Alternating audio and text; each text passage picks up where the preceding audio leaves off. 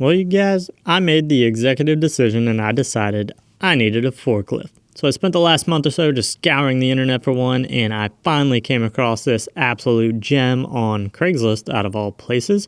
The seller was asking $500 for it, and at that price, well, it's basically the scrap value, so what's there to lose? So I built some custom ramps for the trailer and I was on my way. Made a quick little pit stop in Washington, D.C. to change my buddy Matt's oil in a shopping center parking lot. Don't you just love when you get hot oil all over your fancy arm? Just out here in D.C. changing some oil. I'm pretty sure the crush wing went straight into the oil. He's starting to shake.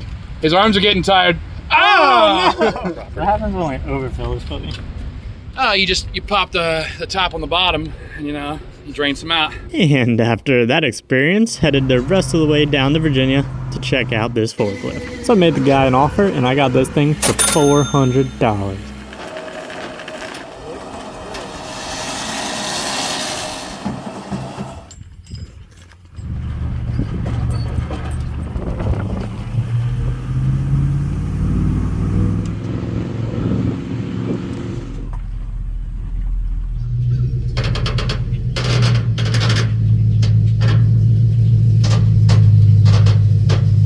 We got her home, guys. So as you saw, this thing runs, but it does not drive under its own power. There is something wrong with the transmission in it. So I'm gonna go ahead and get this thing unloaded, get it off the trailer, and then I'll give you guys a little walk around of it and show you the things that I found that are wrong.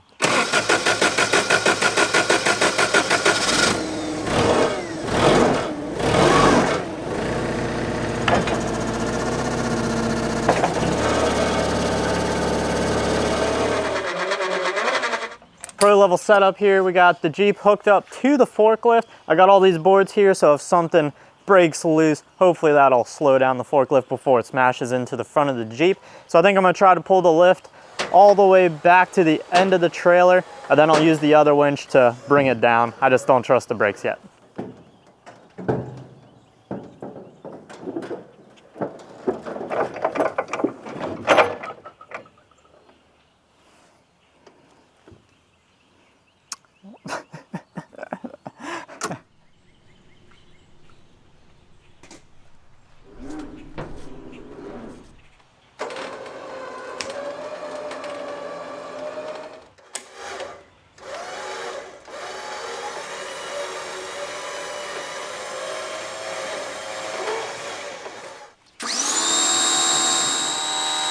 I don't know the exact year, but this is a late 80s, early 90s Toyota forklift. This is a 3,000 pound capacity unit, and I think that's gonna be perfect for what I need it for. Now, just about everything works on this thing. The engine works, the brakes work, all the hydraulics work, all the lights, electronics, all that works.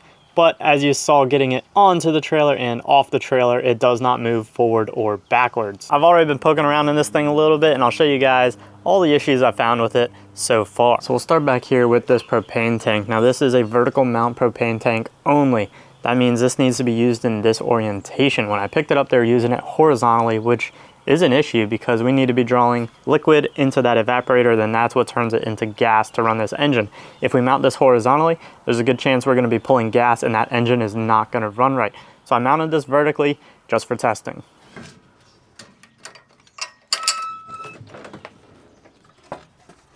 So I gave this engine a good once over and just checked everything out. All the oils look good. They look like they were just changed. I think they were trying to maintain this thing when they were fixing it. And then the air filter, that also looked really good. Now this propane line here did have a hole in it, so I think we were getting a bunch of air feeding the engine as well as the propane. So I just cut that back and reattached it, so we are good to go there. These batteries do not have any bolts clamping them on, they're just kind of pressed on. And then I also noticed that the reverse beeper up here was disconnected. I checked all the spark plugs and they looked pretty rough, so those will be getting replaced. And then this second one here, that one was actually loose. Once I tightened that up though, the engine ran great.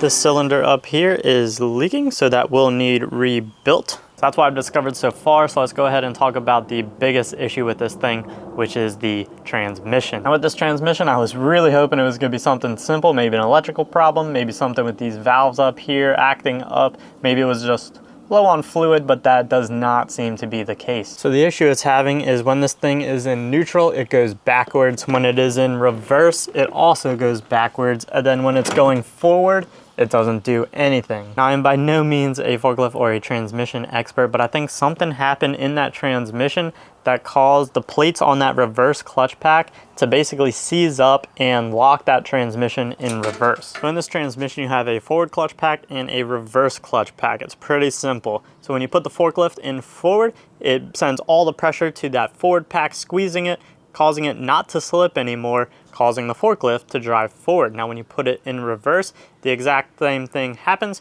All that pressure gets sent to the reverse clutch pack. That squeezes, you have all that friction, causing it to go backwards, and that forward pack just spins freely.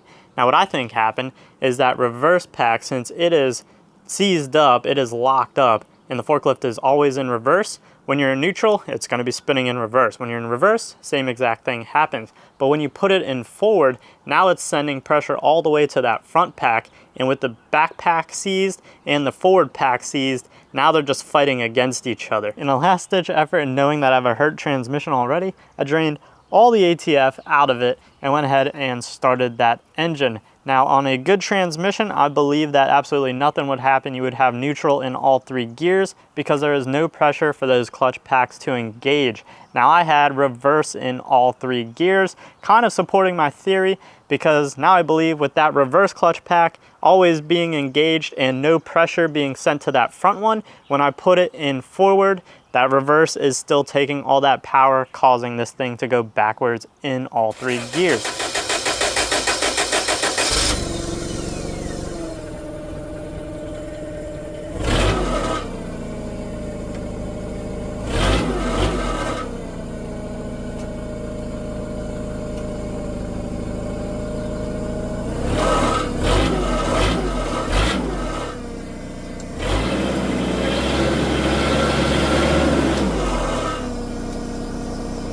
So that's unfortunate, because to the best of my knowledge, the only way to fix that is to actually pull the transmission apart, which means this engine and tranny gotta come out.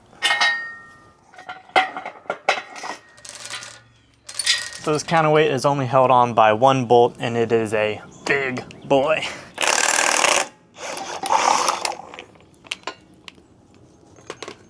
Really hoping that that is just rainwater on there and not coolant. So this counterweight here weighs 2,000 pounds. I believe we're ready to pull it.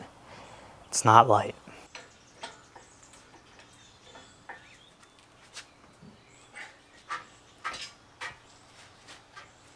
It's like in the worst spot possible.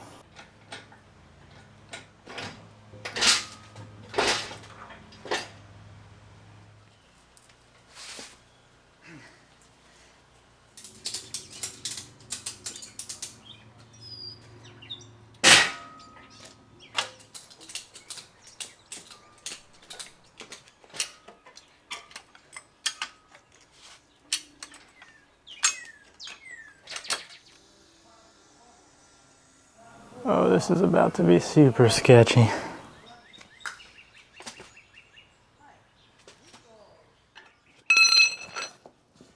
Oops, stop.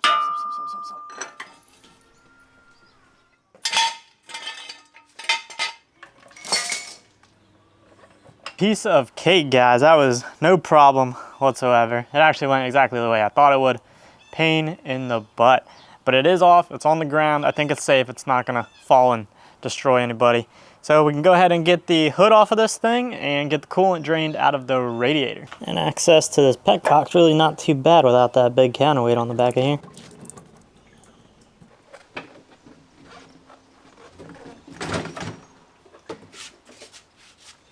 So I really opened this whole thing up. So I'm gonna go ahead and start here in the back, remove this radiator, and then I'll start working my way towards the front, get the battery out, air filter box out, and just see what else is gonna need disconnected.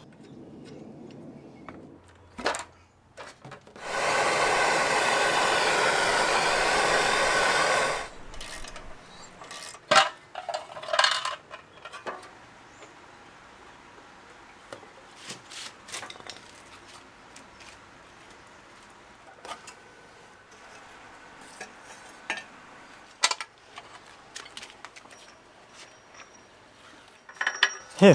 All right, you guys, so I'm a mess, this forklift's a mess, and I pretty much got it to the point where everything is disconnected from both that engine and the transmission, but I have a little bit of research to do. I need to see if I need to pull these axles out and pull that whole little like differential assembly out with the transmission, or if I can split it in another spot.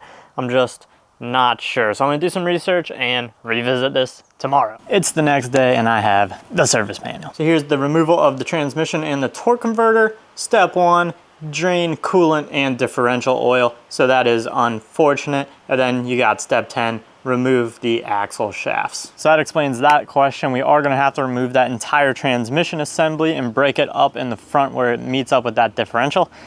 So I got a lot more work to do. And of course, we just hit our first surprise with this project. Don't know how well you guys are gonna be able to see this, but way down inside of here, you have the actual fill port for that differential, which you only have about an inch of clearance in between it and the hydraulic lines, which normally wouldn't be a massive issue.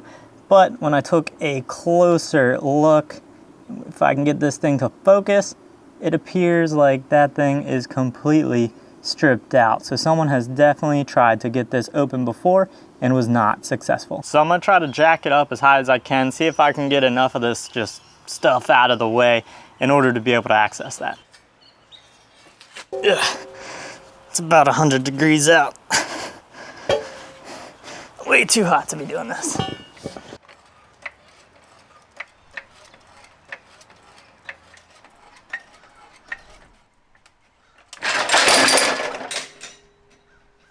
And on that note, I'm gonna be taking a break from the forklift and I'm gonna install a couple of these shelves over here, try to get this place cleaned up a little bit. Can you tell I measured and bought the exact size shelves to fill this space? Turned out pretty good, so all that stuff that was on the floor is now on shelves. Guess we'll head back out to that death trap.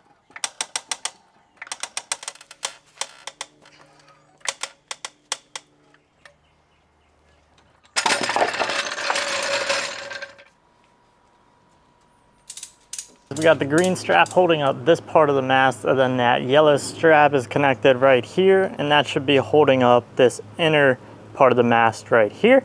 So in theory, we should be pretty safe to work on this.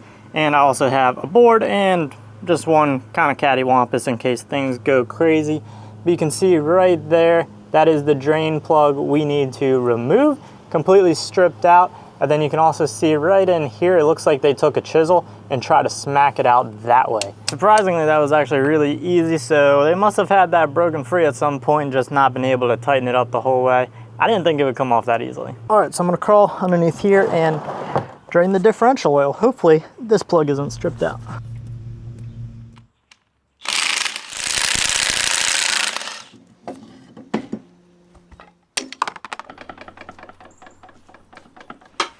Axles are out. So now I'm gonna go ahead and support the transmission up and we can pull the engine and trans assembly. Interesting, but they chewed up this nut over here and they also chewed up this nut. So I guess they just don't have the proper tools to remove this stuff.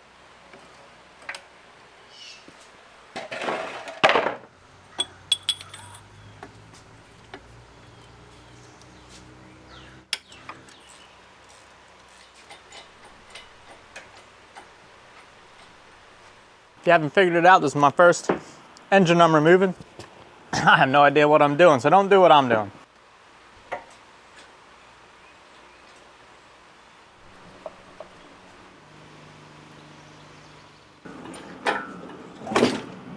Got her.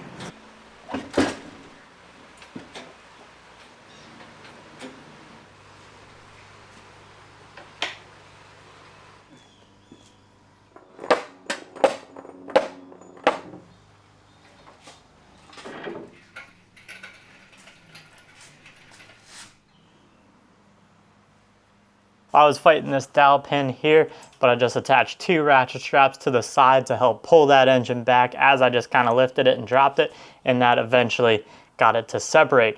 So now we get to go ahead and separate the engine from the transmission. Of course, the camera battery died right when I split this, but it actually was extremely easy once I got that bolt I missed.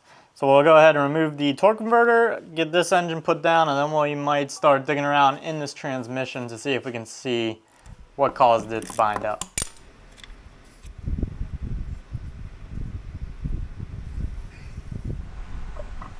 Oh gosh. Some of you guys might have already figured it out, but this is what the ATF looked like when I pulled it out of the engine. Of course, this is mixed in with some of the coolant from the engine as well.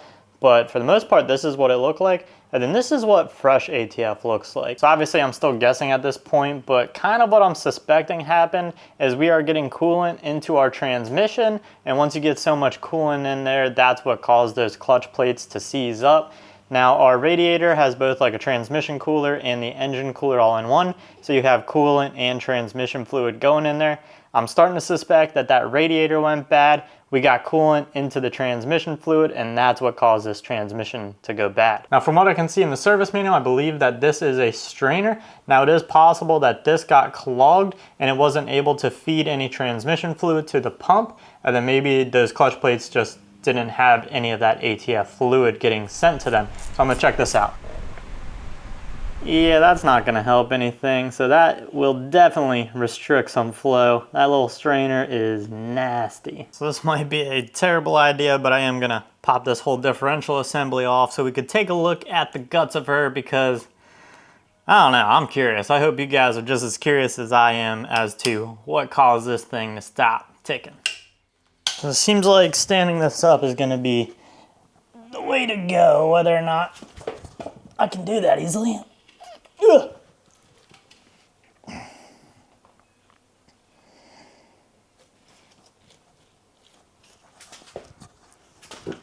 Oh, that is heavy.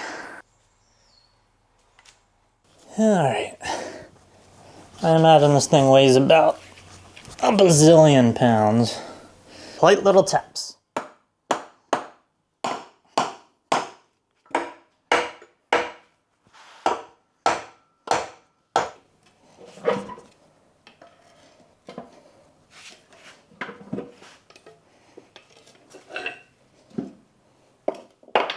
Here we go. Okay, keep going. Keep it going. Yeah, keep going. Oh. Right. Okay, can you let her down? To take a real close look. Can you see what went wrong? Oh, there it is. Yep. Not good. Good news is we didn't pull this transmission out for no reason, and we know exactly what the problem is. So somehow water got into this transmission. I'm thinking it was the radiator. It's possible it was also just sitting out and water got in it some other way, but I'm kind of doubtful. So if we do get a new transmission, I'm probably just gonna replace the radiator as well. But as far as this one goes, it's gonna take some work to get it back up, so I'm gonna try to find a transmission shop and either get a new transmission or have them rebuild this. And as long as the cost is good, we'll go ahead and do that. But worst comes to worst, I paid scrap value for this forklift and we will just scrap it. I'm gonna really try not to do that though, because I don't know, I kind of like the thing. So I've been talking to a forklift mechanic and a couple of transmission repair shops, and parts for this thing are not exactly easy to come by, but it seems like I might be able to figure something out. I am gonna try to fix this as cheap as possible, so I'm gonna tear down this whole assembly and see what I'm working with, see how bad the damage actually is. The big component I need out of this is this piece here, which is the piece with all the rust on it. This is called the clutch drum, and that is attached to the shaft. So we're gonna see what kind of condition that's in, see if it's usable or if we're gonna have to get a new one. So let's start tearing this thing down. So it's pretty neat how this thing works. You have your spools on the transmission. That's that little control thing on top, and that directs that hydraulic or ATF fluid into each one of these channels, and there's holes. That fluid gets pumped down to your clutch packs, and your clutch packs will have all that pressure and engage or disengage.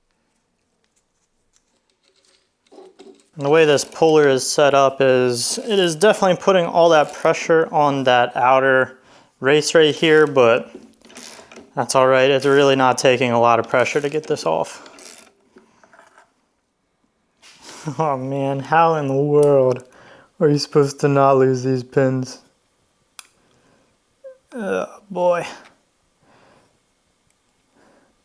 Phew, those are tiny. So they make a lot of fancy special tools to clamp down these clutch plates and compress that spring so you can get it off. I don't have any of those tools, so we're gonna see if I can make something work. Moment of truth right here, guys. Let's see what she looks like. Oh, okay. So there's clutch, pieces of the clutch here, so that's a good sign. We might be all right. Yeah, so it looks like just the actual clutch pieces themselves went bad. So really good news, the inside of this drum actually looks pretty decent. You have some little rust, but nothing major, and I think it'll clean up. So I think that's as far as I'm gonna tear down this side. I'm gonna flip it over. So I'm gonna go out on a limb here and say that this is probably not how this clutch puller was intended to be used. Now whether or not it'll actually pull this thing, we will find out. What's that saying? It ain't stupid if it works. Yeah, buddy. I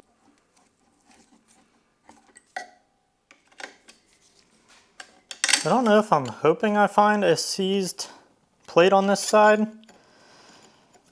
I kind of am, because if all these plates are free, I don't know what that means.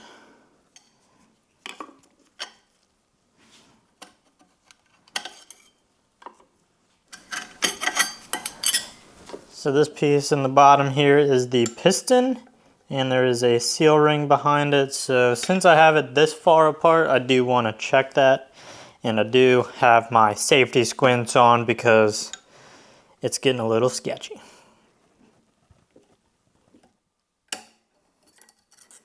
Why do I feel like this thing's just gonna explode? Oh God. Ah, whew.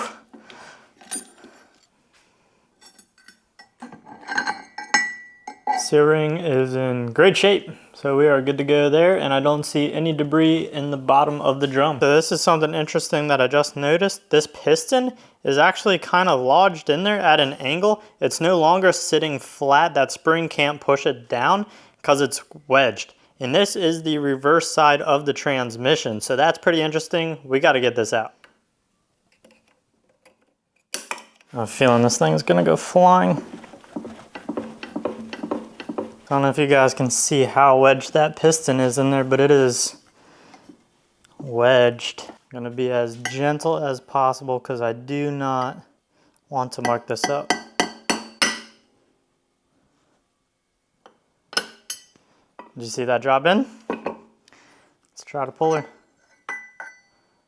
Well guys, this thing is completely tore apart, and I think we found our issue. Let me know what you guys think. In my opinion, I think those clutch plates, they started deteriorating and started losing that clutch material. So the plates actually became thinner because that material wasn't in there, which allowed that piston to move further and further. And then eventually got to the point where it moved so far and it just kind of wedged itself in there, locking this thing in reverse. That's my opinion. Obviously, I'm just guessing.